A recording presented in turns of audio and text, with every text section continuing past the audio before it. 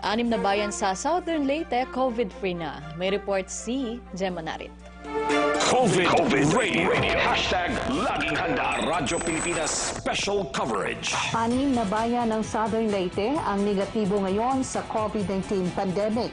Ito ang mga bayan ng Sogod, Libagon, Liloan, San Francisco, Pintuyan at San Ricardo ng Southern Leyte. Aabot na ng isang buwan na wala ng report na may nagpositibo pa sa coronavirus disease. Ayon sa Municipal Health Officer sa bayan ng Sogod, Southern Leyte, Dr. Isabelita Mato, ito'y dahil sa isinagawang containment zone strategy sa bawat bayan.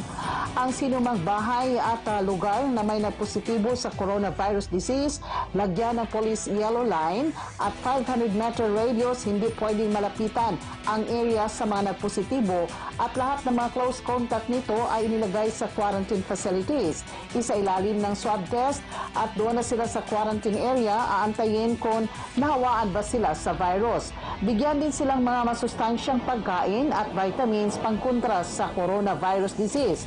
Stricto pa rin ini-implement ngayon at pagpatuloy ng maximum health protocols, pagsuot ng face mask, face shield, social distancing at mananatili sa bahay pag walang transaksyon sa labas.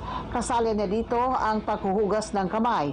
Ayon ng Municipal Health Officer, sa ngayon, negatibo na ng COVID-19 pandemic ang anim na bayan ng Southern Leyte. Gikan diri sa Sogod, Southern Leyte, Gemma Narit, Radyo Pilipinas.